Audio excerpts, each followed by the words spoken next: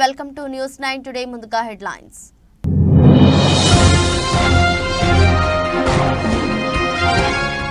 తైవాన్లో భారీ భూకంపం, సునామీ హెచ్చరికలు జారీ.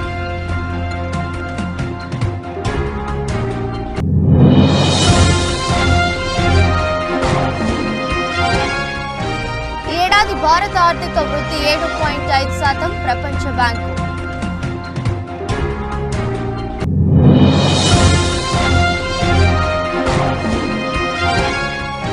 బీజాపూర్ ఎన్కౌంటర్, 13కు చేరిన మృతుల సంఖ్య.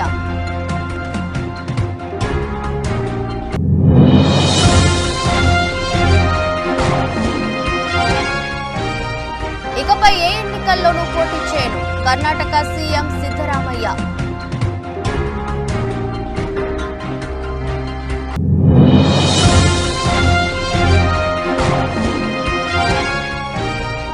నిప్పులు కక్కుతున్న భానుడు, ఏప్రిల్లో తొలినాళ్లోని రోళ్లు పగిలేలా ఎండలు.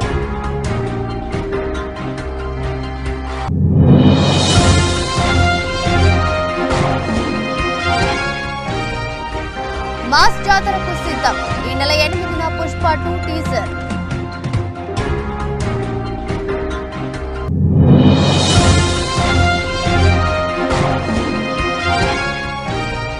మయాంక్ మెరుపులు, బెంగళూరు బ్యాటర్లను ఆటాడుకున్న లక్నో పేసర్.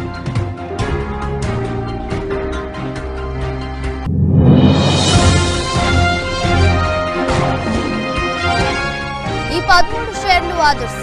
గత ఆర్థిక సంవత్సరం మదుపరులకు 104, 325% రాబడులు. తైవాన్ రాజధాని తైపీని భారీ భూకంపం వణికించింది. బుధవారం తెల్లవారుజామున తైపీలో 7.5 తీవ్రతతో భూమి కంపించింది. దక్షిణ తైవాన్లోని హులియన్ సిటీకి 18 కిలోమీటర్ల దూరంలో భూకంపం కేంద్రం ఉన్నట్లు యుఎస్ జియోలాజికల్ సర్వే తెలిపింది. భూ అంతర్భాగంలో 34.8 కిలోమీటర్ల లోతులు కదలికలు సంభవించాయని వెల్లడించింది. ఆస్తి ప్రాణ నష్టానికి సంబంధించిన వివరాలు ఇంకా తెలియరాలేదు. అయితే భూకంపం దాటికి అనేక భవనాలు నేలమట్టమయ్యాయి. తైపీలోని ఓ బిల్డింగ్ కూలిపోతున్న వీడియో వైరల్ గా మారింది. గత 25 ఏండ్లలో భారీ భూకంపం రావడం ఇదే మొదటిసారని అధికారులు తెలిపారు. తైవాన్లో భూకంపంతో జపాన్ సహా మరికొన్ని దేశాల్లోని తీర ప్రాంతాలకు సునామీ హెచ్చరికలు జారీ చేశారు. జపాన్లోని దీవులకు సుమారు 3 కిలోమీటర్ల మేర సముద్రాలలో ఎగిసిపడి సునామీ వచ్చే అవకాశం ఉందని వాతావరణ సంస్థ అంచనా వేసింది. దాదాపు 30 నిమిషాల తర్వాత సునామీ మొదటి అల ఇప్పటికే దక్షిణ దీవులైన మియాకో, మాయామా దీవుల తీరాలను తాకినట్లు జపాన్ పేర్కొంది. సునామీ వస్తుందని, అందరూ ఇండ్లు ఖాళీ చేయాలని జపనీస్ జాతీయ వార్తా సంస్థ ఎన్హెచ్కే ప్రసారం చేస్తోంది. కాగా తైవాన్లో భూకంపాలు తరచూ వస్తుంటాయి. 1996లో 7.6 తీవ్రతతో సంభవించిన భూకంపంలో 2400 మంది ప్రజలు మరణించారు. ఇక జపాన్లో ప్రతి ఏటా సుమారు 1500 భూకంపాలు వస్తుంటాయి.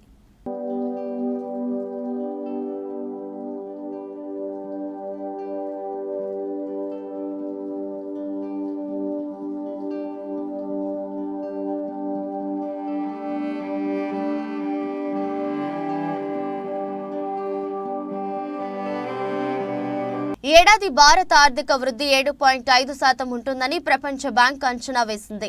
గతంలో ఇదే ఆర్థిక సంవత్సరానికి వేసిన అంచనాలను ఆ బ్యాంక్ మార్చివేసింది. అయితే ఈ ఏడాది దక్షిణాసియాలో ఆర్థిక వృద్ధి బలంగా ఉందని, అది 6% ఉంటుందని కూడా ప్రపంచ బ్యాంక్ వెల్లడించింది. భారత్లో వృద్ధి జోరుగా ఉందని, ఇక పాకిస్తాన్, శ్రీలంక దేశాల్లోనూ ఆశించిన దానికన్నా ఎక్కువ స్థాయిలో రికవరీ ఉందని వరల్డ్ బ్యాంక్ అంచనా వేసింది. సౌత్ ఏషియా డెవలప్మెంట్ రిపోర్టులో ఈ విషయాన్ని తెలిపారు. రాబోయే 2 ఏళ్లలో దక్షిణ ఆసియాలో ఆర్థిక వృద్ధి ప్రపంచంలోనే అత్యంత వేగవంతంగా ఉంటుందని రిపోర్టులో పేర్కొన్నారు. 2025 నాటి సౌత్ ఏషియాలో వృద్ధి 6.1%గా ఉంటుందని అంచనా వేశారు.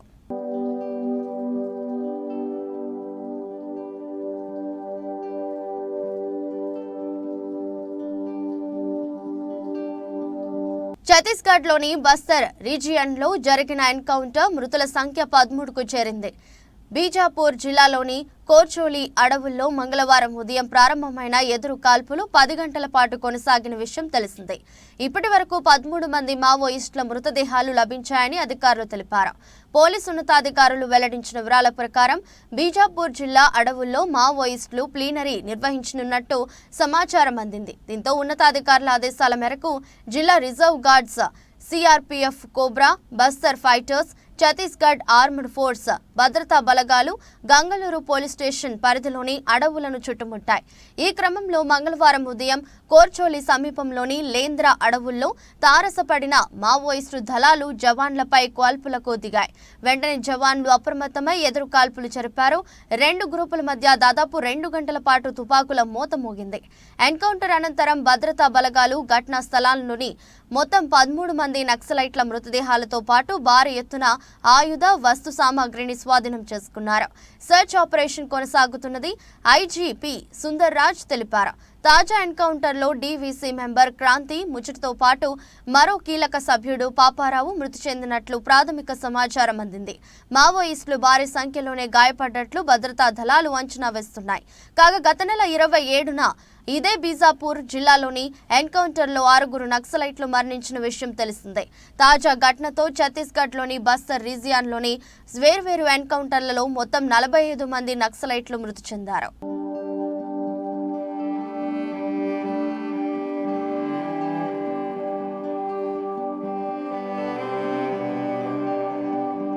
ఇకపై తాను ఏ ఎన్నికల్లోనూ పోటీ చేయబోనని కర్ణాటక సీఎం సిద్ధరామయ్య మంగళవారం పేర్కొన్నారు. మైసూరులో ఆయన మాట్లాడుతూ వచ్చే అసెంబ్లీ ఎన్నికల్లో వరుణ నుంచి మరోసారి పోటీ చేయాలని ప్రజలు కోరుతున్నారని తెలిపారు.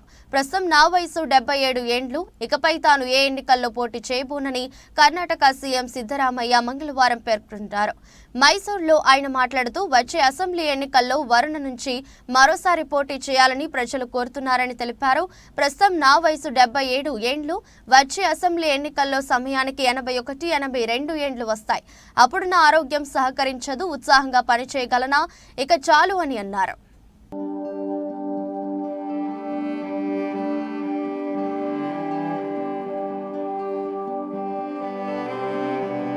రోహిణి కార్తెలో రోళ్లు పగిలే ఎండలు ఉంటాయి అని చెప్తుంటారు. అంటే మే చివరి వారంలో లేదా జూన్ మొదటి వారంలో ఇలా జరుగుతుంటుంది. కానీ ఈసారి ఏప్రిల్లో తొలినాళ్లలోనే బాణుడు నిప్పులు కక్కుతున్నాడు. మంగళవారం రాష్ట్ర వ్యాప్తంగా గరిష్ట ఉష్ణోగ్రతలు రికార్డు స్థాయిలో నమోదయ్యాయి. నిర్మల్ జిల్లా నర్సాపూర్లో అత్యధికంగా 43.5 డిగ్రీ సెంటీగ్రేడ్ గరిష్ట ఉష్ణోగ్రత నమోదైంది. రాష్ట్రంలోని అన్ని జిల్లాల్లో గరిష్ట ఉష్ణోగ్రతలు 40 డిగ్రీలు దాటాయి. అతి తక్కువగా వరంగల్ జిల్లాలో 40.6 డిగ్రీలుగా నమోదైంది. ఈ లెక్కన అన్ని జిల్లాలు ఆరెంజ్ అలర్ట్ జోన్లో ఉన్నాయి. వాస్తవానికి గతేడాది ఇదే సమయానికి రాష్ట్రంలోని 10 జిల్లాల్లోనే గరిష్ట ఉష్ణోగ్రతలు 40 డిగ్రీలు దాటాయి. ఈసారి మాత్రం అన్ని జిల్లాలు బాణుడి ప్రతాపంతో బాగుమంటున్నాయి. నిర్మల్ జిల్లాలో నీరుడు ఏప్రిల్ 2న అత్యధికంగా 41.6 డిగ్రీలు నమోదైతే ఈసారి ఏకంగా 2 డిగ్రీలు పెరిగింది. జగిత్యాల జిల్లాలో 3.5 డిగ్రీలు అధికంగా నమోదైంది. గ్రేటర్ హైదరాబాద్లోనూ అత్యధికంగా కుత్బుల్లాపూర్లో 42.1 డిగ్రీల గరిష్ట ఉష్ణోగ్రత రికార్డైంది.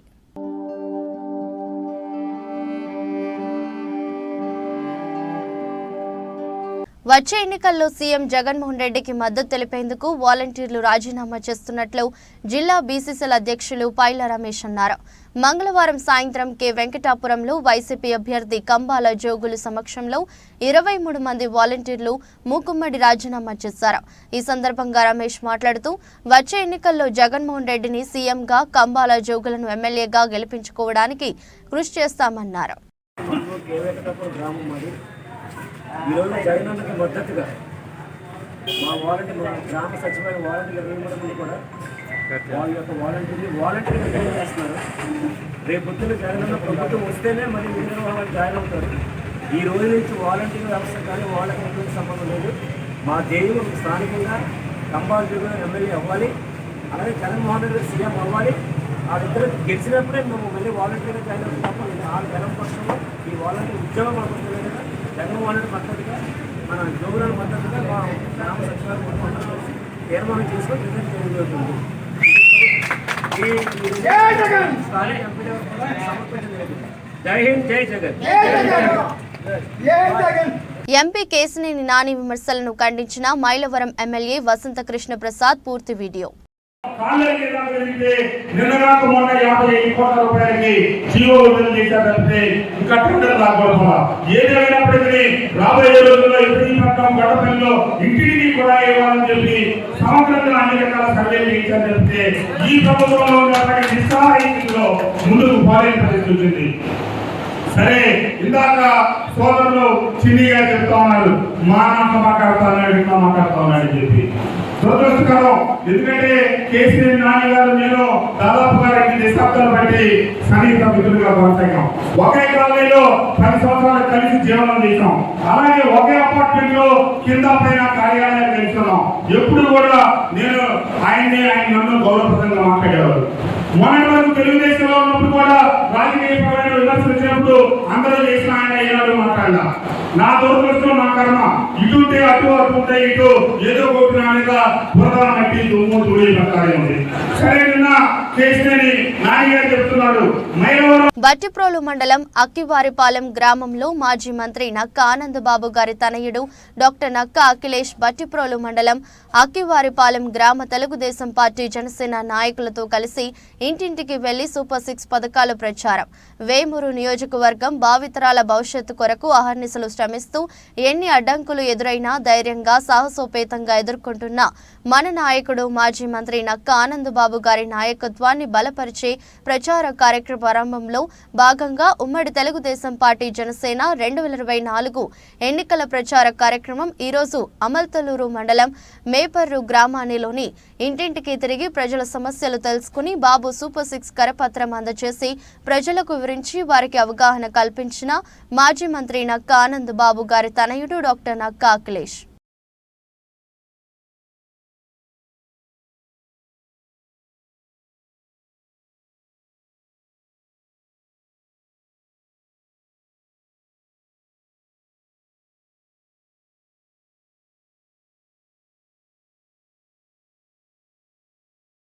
చోడవరం మండలం ముఖ్య నాయకులతో సమావేశమైన చోడవరం నియోజకవర్గం వైసీపీ అభ్యర్థి శ్రీ కరణం ధర్మశ్రీ మరియు అనకాపల్లి పార్లమెంటరీ ఎంపీ అభ్యర్థి శ్రీ బూడి ముత్యాల నాయుడు. ఈ సమావేశంలో ఇరువురు మాట్లాడుతూ రేపు జరగబోయే సార్వత్రిక ఎన్నికలలో ఫ్యాన్ గుర్తుపై ఓటు వేసి అఖండ మెజారిటీతో గెలిపించవలసిందిగా చెప్పడం జరిగింది. అభ్యర్థిగా నన్ను ప్రకటించినప్పటికీ కూడా జగన్మోహన్ రెడ్డి గారు తీసుకున్నటువంటి అత్యంత కీలకమైనటువంటి నిర్ణయం వల్ల మరలా అనకాపల్లి పార్లమెంట్ అభ్యర్థిగా పోటీ చేయడం జరుగుతూ ఉంటుంది. రాష్ట్రంలో ఉన్నటువంటి 25 పార్లమెంటు స్థానాలు, 175 అసెంబ్లీ స్థానాలకు గాను అన్ని ప్రకటన చేసి కేవలం అనకాపల్లి మాత్రమే ప్రకటన చేయకుండా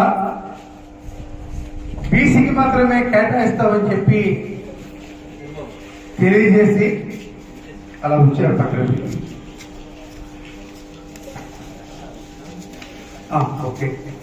బుచ్చయ్యపేట మండలం ఐదంపూడి గ్రామంలో నూతనంగా తారు రోడ్డు నిర్మాణం పూర్తి చేయడంతో స్థానిక గ్రామ ప్రజలు మరియు నాయకులు కరణం ధర్మశ్రీ గారికి ధన్యవాదాలు తెలిపారు.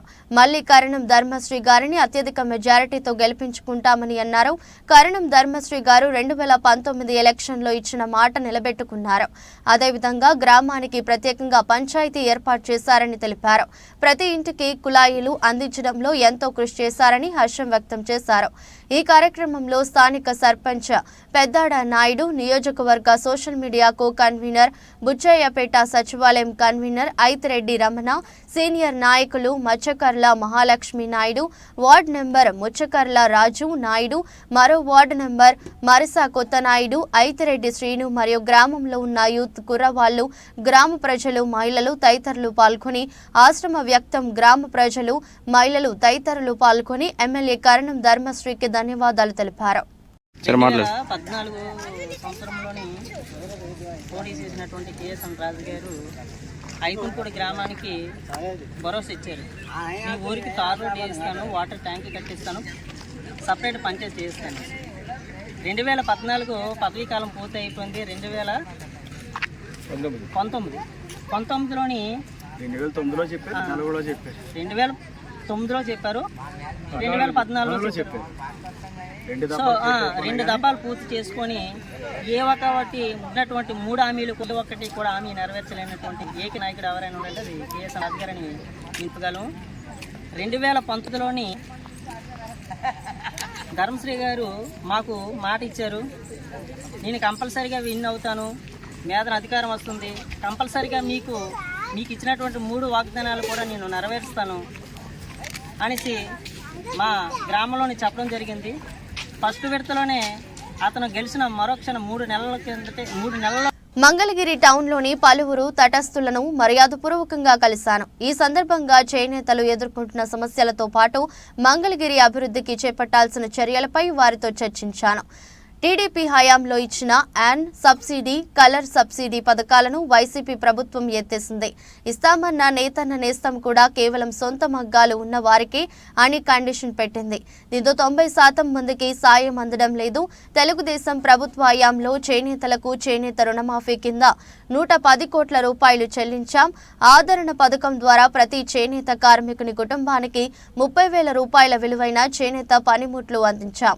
రాబోయే ఎన్నికల్లో అధికారంలోకి వచ్చాక చేనేత ఉత్పత్తులపై జీఎస్టీ భారం లేకుండా చేస్తాం. గత ప్రభుత్వంలో అమలు చేసిన పథకాలు పునరుద్ధరించడంతో పాటు ఇన్సూరెన్స్ సౌకర్యం కల్పిస్తాం. చేనేతలకు 200 యూనిట్ల ఉచిత విద్యుత్ అందజేస్తాం.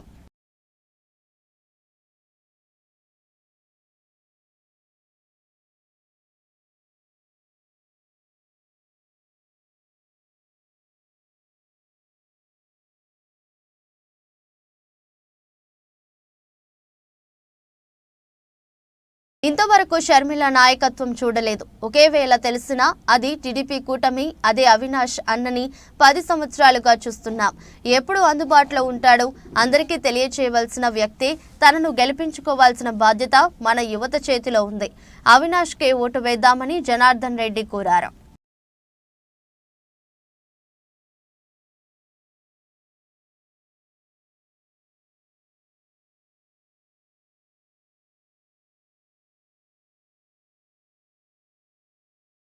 మరోసారి శ్రీ వైఎస్ జగన్మోహన్ రెడ్డి గారికి అవకాశం ఇస్తే మరింత అభివృద్ధి సాధ్యమవుతుందని, 58 నెలల పాలనలో సాహసోపేతమైన సంక్షేమ పథకాలకు అమలు చేసి అర్హులైన ప్రతి ఒక్కరికి అందించిన ఘనత జగనన్నకు దక్కుతుందని వైఎస్ఆర్సీపీ ముఖ్య నేతలు మాదిగనేని ఉమామహేశ్వర నాయుడు, బోయా తిప్పేస్వామి అన్నారు. కళ్యాణదుర్గం మున్సిపాలిటీ పరిధిలోని 13వ వార్డులో పార్టీ నాయకులతో కలిసి అనంతపురం ఎంపీ కళ్యాణదుర్గం నియోజకవర్గ వైఎస్ఆర్సీపీ ఎమ్మెల్యే అభ్యర్థి డాక్టర్ తలారి రంగయ్య గారికి మద్దతుగా ఎన్నికల ప్రచార కార్యక్రమాన్ని నిర్వహించారు. మదనపల్లె పట్టణం టిప్పు సుల్తాన్ గ్రౌండ్ నందు అన్నమయ్య జిల్లా అధ్యక్షులు శ్రీకాంత్ రెడ్డి, మంత్రివర్యులు పెద్దిరెడ్డి రామచంద్రారెడ్డి, ఎంపీ మిథున్ రెడ్డి గార్ల ఆధ్వర్యంలో మేమంతా సిద్ధం కార్యక్రమంలో వైఎస్ఆర్సీపీ జాతీయ అధ్యక్షులు శ్రీ వైఎస్ జగన్మోహన్ రెడ్డి గారు మరియు కడప నగర మేయర్ వైఎస్ఆర్సీపీ వైఎస్ఆర్ జిల్లా అధ్యక్షులు, కడప రాజంపేట పార్లమెంట్ల రీజనల్ కోఆర్డినేటర్ సురేష్ బాబు, ఉమ్మడి జిల్లా పరిషత్ చైర్మన్ మరియు రాజంపేట అసెంబ్లీ నియోజకవర్గ అభ్యర్థి ఆకేపాటి అమ్మనాథరెడ్డి, కోడూరు ఎమ్మెల్యే కొరముట్ల శ్రీనివాసులు, మదనపల్లె నియోజకవర్గ అభ్యర్థి నిస్సార్ అహ్మద్, ఎమ్మెల్సీలు రామచంద్రారెడ్డి, జకియా ఖానం, ఎమ్మెల్యేలు, రాష్ట్ర వైఎస్ఆర్సీపీ నాయకులు పాల్గొన్నారు. అన్నమయ్య జిల్లా మదనపల్లెలో జరిగిన మేమంతా సిద్ధం బహిరంగ సభకు పోటెత్తిన జనం పాల్గొన్నారు.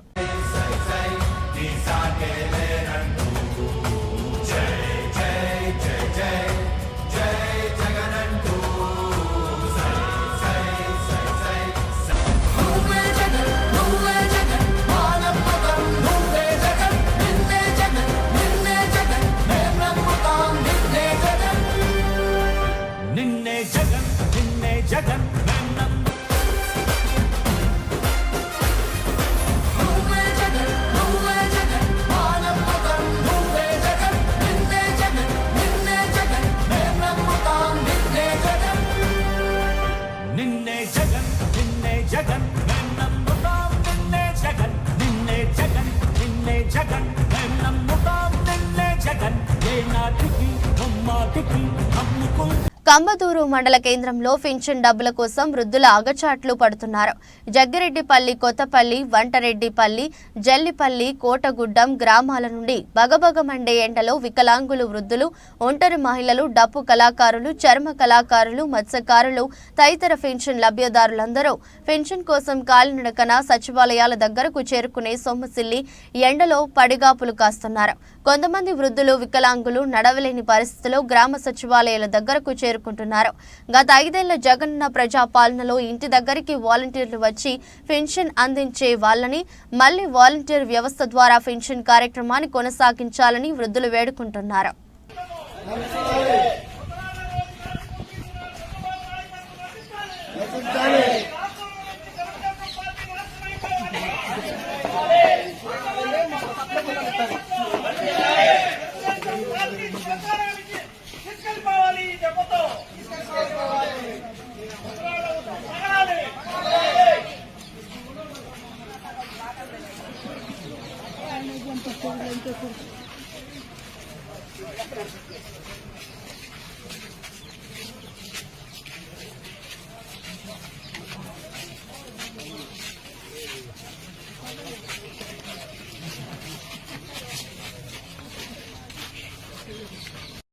రాజకీయ కక్ష సాధింపులు భాగంగా అధికార పార్టీ నాయకుల ఒత్తిడి మేరకు నందికొండ మున్సిపాలిటీ పరిధిలోని హిల్ కాలనీలో మాజీ ఎమ్మెల్యే నోముల భగత్ కుమార్ ఇల్లు సీజ్ చేశారు అధికారులు. ఇంట్లో ఎవరూ లేని సమయంలో ఇంటి తాళాలు పగలకొట్టి ఇంటిని సీజ్ చేసిన అధికారులు విషయం తెలుసుకుని హైదరాబాద్ నుంచి హలియా మీదుగా నాగార్జున సాగర్ వెళ్తున్న మాజీ ఎమ్మెల్యేను హలియా మున్సిపాలిటీ పరిధిలోని అలీనగర్ వద్ద పోలీసులు అడ్డుకున్నారు. ఈ సందర్భంగా మాజీ ఎమ్మెల్యే నోముల భగత్ పోలీసులతో వాగ్వాదానికి దిగారు. నాకు నోటీసులు ఇవ్వకుండా, ఎలాంటి సమాచారం తెలియకుండా ఇంట్లో ఎవరూ లేని సమయంలో ఇంటి తాళాలు పగలకొట్టి ఇంటిని సీజ్ చేయటం అన్యాయమని ఫైర్ అయ్యారు. ఇరిగేషన్ డిపార్ట్మెంట్ వాళ్ళు ఈ 19 క్వార్టర్స్ నందికొండ మున్సిపాలిటీలో ఉంటున్న నా క్వార్టర్స్ని నాకు గత 5 రోజులు వాళ్ళు ఒక లెటర్ రాసినప్పుడు మీరు కాంపిటెంట్ అథారిటీ కాదు, కేసీఆర్ గారి హయాంలో నందికొండ మున్సిపాలిటీ క్వార్టర్స్ అన్ని కూడా అక్కడ ఉన్న స్థానికంగా వాళ్ళకి ఇవ్వాలని చెప్పేసి ఒక జీవో తీసుకొచ్చి అవన్నీ కూడా రెవెన్యూ డిపార్ట్మెంట్కి అప్పచెప్పినాము. మీకు అథారిటీ లేదని చెప్పినా కానీ వాళ్ళు ఒక నోటీస్ సర్వ్ చేస్తే దానికి నేను రిప్లై ఇచ్చి కాంపిటెంట్ అథారిటీ నాకు కనుక నోటీస్ ఇస్తే వాళ్ళకి నేను మాట్లాడతానని చెప్పేసి చెప్పడం జరిగింది. అది ఇచ్చిన 5 రోజుల తర్వాత ఈరోజు నాకు నోటీస్ సర్వ్ చేసిన డిపార్ట్మెంట్ ఒక్క కాల్ కూడా చేయకుండా నా సామాన్లన్నీ బయట వేయడం జరిగింది. ఆర్డీఓ గారు కూడా ఫోన్ చేసి నా మీద ప్రెజర్ వస్తుంది, మీరు ఏదో ఒకటి చేయండి అంటే, సార్ నేను రేపు వస్తా, రేపు మాట్లాడతా కలెక్టర్ గారితో చెప్పడం జరిగింది. ఇది ఎలక్షన్ కోడ్ ఉన్న టైము, నేను వస్తే మా స్థానికులందరూ కూడా కదులుతారు, మా ప్రజలందరూ కూడా నాతో పాటు వస్తారు. అది ఎలక్షన్ రూల్స్ వైలేట్ చేసినట్టు ఉంటుంది. ఈరోజు ఏం పెట్టుకోకండి. నాకు నందికొండ మున్సిపాలిటీలో ఉన్నటువంటి గవర్నమెంట్ సొత్తుని అక్కడ స్థానికంగా ఉన్నటువంటి ఎక్స్ఎమ్మెల్యే అయినటువంటి జానారెడ్డి గారు వాళ్ళు తీసుకోవాలని చూస్తారేమో, కానీ నాకు మీరు వద్దంటే నాకు తీసుకునే ఆలోచన కూడా లేదని చెప్పి కూడా ఆర్డీఓ గారు చెప్పడం జరిగింది. ఇవన్నీ చెప్పినా కానీ హుటాహుటిన నన్ను ఫోన్లు చేసి 10ల సంఖ్యలో ఫోన్లు చేసి, నేను ఫోన్లు చేస్తే ఆర్డీఓ గారికి ఆయన ఫోన్ లేపకుండా, కలెక్టర్ గారు ఫోన్ లేపకుండా, ఇరిగేషన్ డిపార్ట్మెంట్ వాళ్ళు ఫోన్ లేపకుండా ఈరోజు నా సామాన్లన్నీ బయటేసి పంచనామా చేస్తున్నామంటే అక్కడ చాలా విలువైన సొత్తు ఉంది. మీరు పాస్ చేసి, గతంలో పాస్ చేసి బంగారం కావచ్చు, ఇతర సొత్తులు కావచ్చు తీసుకున్న ఇదివరకు కేసులు ఉన్నాయి. అందులో నా ప్రాపర్టీ మిస్ అవుతుంది సార్, నేను రానియండి అని చెప్దామని ఎంత ప్రయత్నం చేసినా నా ఫోన్ ఎవరు లిఫ్ట్ చేయలేదు. ఇదే ఆర్డీఓ గారు నాకు ఏదైతే కాల్ చేశారో దాదాపుగా 15 మిస్డ్ కాల్ ఈయనకు, కలెక్టర్ గారికి కంటిన్యూస్గా కొడుతున్నా. ఆపండి, మీరు తీసుకోండి, కానీ నా సమక్షంలో చేయండి. నాకు నోటీస్ సర్వ్ చేసినటువంటి ఇరిగేషన్ డిపార్ట్మెంటు వాళ్ళు నాకు ఒక్క ఫోన్ కూడా చేయకుండా ఈరోజు అక్కడ నా ఇల్లు ఖాళీ చేపిస్తున్నారు. ఈరోజు జానారెడ్డి గారికి ఈ 12 క్వార్టర్స్లో ఉండడం ఆయనకెంత హక్కు ఉందో, నేను ఒక ఎక్స్ఎమ్మెల్యేగా నేను కూడా ఈ 19లో ఉండడం అంతే హక్కు ఉంది నాకు. మీరు నా అభిమానులు ఎంతో ఆతృతగా ఎదురుచూస్తున్న పుష్ప 2 అప్డేట్ వెలువడింది. చిత్ర కథానాయకుడు అల్లు అర్జున్ జన్మదినం సందర్భంగా ఈ నెల 8న టీజర్ ను విడుదల చేయబోతున్నట్లు నిర్మాణ సంస్థ మైత్రి మూవీ మేకర్స్ ప్రకటించింది. సోషల్ మీడియా వేదిక ద్వారా ఓ పోస్టర్ ను పంచుకుంది. దీనికి పుష్ప మాస్ జాతర కోసం వేచి చూడండి అంటూ క్యాప్షన్ ను జోడించింది. తాజా అప్డేట్ తో బన్నీ అభిమానులు సంబరపడుతున్నారు. సుకుమార్ దర్శకత్వంలో తెరకెక్కుతున్న పుష్ప 2 చిత్రంపై దేశవ్యాప్తంగా భారీ అంచనాలు ఏర్పడ్డాయి. పడ్డాయి. తొలి భాగానికి వచ్చిన అపూర్వ ఆదరణ దృష్ట్యా సీక్వెల్ మేకింగ్ పై దర్శకుడు సుకుమార్ ప్రత్యేక శ్రద్ధ తీసుకుంటున్నారు. ఇప్పటికే విడుదలైన గ్లింప్స్ పోస్టర్స్ సోషల్ మీడియాలో అభిమానులను విశేషంగా ఆకట్టుకుంటున్నాయి. ముఖ్యంగా అల్లు అర్జున్ గంగమ్మ తల్లి గెటప్ సోషల్ మీడియాలో వైరల్ గా మారింది. ఆగస్టు 15న ప్రపంచ వ్యాప్తంగా భారీ స్థాయిలో ఈ చిత్రం ప్రేక్షకుల ముందుకు రానుంది.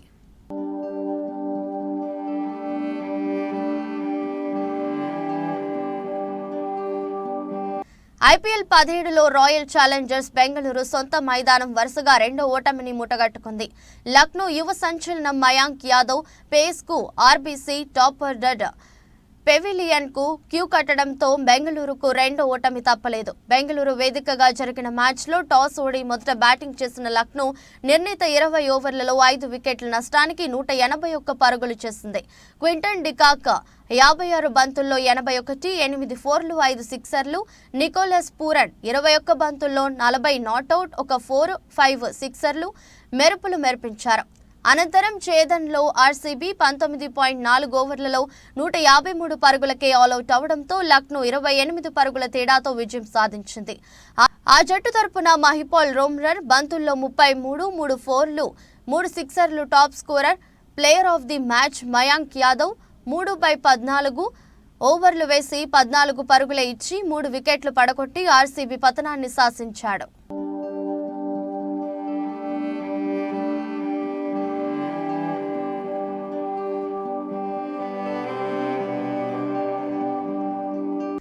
గత నెలాఖరుతో ముగిసిన గడిచిన ఆర్థిక సంవత్సరం దేశీయ స్టాక్ మార్కెట్లోకి భారీగానే ఇనీషియల్ పబ్లిక్ ఆఫర్లు వచ్చాయి. అయితే ఇందులో కొన్ని ఆకర్షణీయ స్థాయిలో మదుపర్లకు రాబడులను అందించాయి. ఇంకా స్పష్టంగా చెప్పాలంటే మొత్తం 78 ఐపీఓల్లో గత ఆర్థిక సంవత్సరం 100% పైగా లాభాలను 13 ఇచ్చాయి. వీటిలో Indian renewable energy development agency limited గరిష్టంగా 325% లాభాలను ఇన్వెస్టర్లకు పంచింది. 104.1%తో టాటా టెక్నాలజీస్ దిగువన నిలిచింది. అమెరికా మార్కెట్ల నుంచి ప్రతికూల సంకేతాలు, విదేశీ సంస్థాగత మదుపర్ల పెట్టుబడుల ఉపసంహరణ కూడా అమ్మకాల ఒత్తిడికి దారితీసిందన్న విశ్లేషణలున్నాయి. కాగా సోమవారం ట్రేడింగ్ లో అటు సెన్సెక్స్ ఇటు నిఫ్టీ 2 ఆల్ టైమ్ హైని తాకిన సంగతి విదితమే. అయితే మదుపర్ల లాభాల స్వీకరణతో ఆ రికార్డు ఆఖరు దాకా నిలవలేకపోయింది. ఇదిలా ఉంటే టెక్నాలజీ, ఐటీ, టెలికాం, బ్యాంకింగ్ సూచీలు 0.71% నుంచి 0.19% వరకు కోల్పోయాయి. Kotak Mahindra, ICICI bank, HCL technologies, Infosys, TCS, Wipro, tech Mahindra, LNT షేర్లు భారీగా నష్టపోయాయి.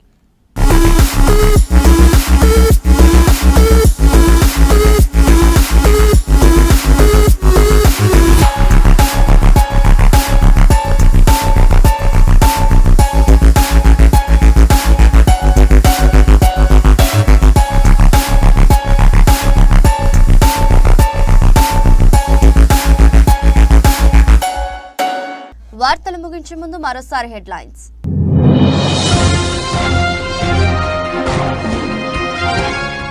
తైవాన్లో భారీ భూకంపం, సునామీ హెచ్చరికలు జారీ.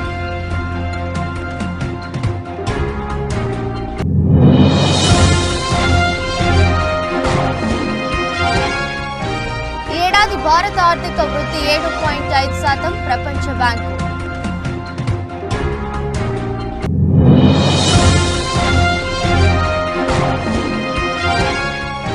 బీజాపూర్ ఎన్కౌంటర్, 13కు చేరిన మృతుల సంఖ్య.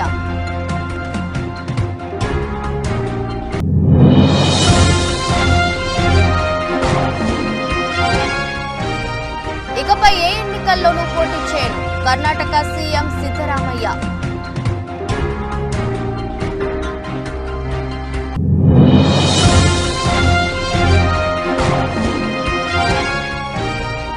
నిప్పులు కక్కుతున్న భానుడు, ఏప్రిల్లో తొలినాల్లోనే రోళ్లు పగిలేలా ఎండలు.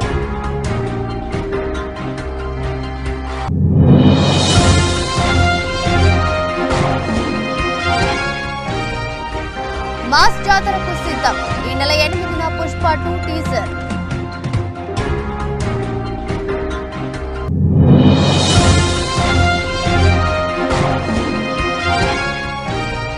మయాంక్ మెరుపులు, బెంగళూరు బ్యాటర్లను ఆటాడుకున్న లక్నో పేసర్.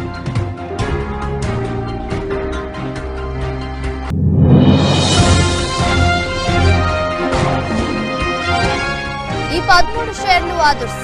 గత ఆర్థిక సంవత్సరం మదుపరులకు 104,325% రాబడులు. ఎదురొచ్చి బులెటిన్ మరో బులెటిన్లో మళ్ళీ కలుద్దాం. అంతవరకు సెలవు. నమస్కారం.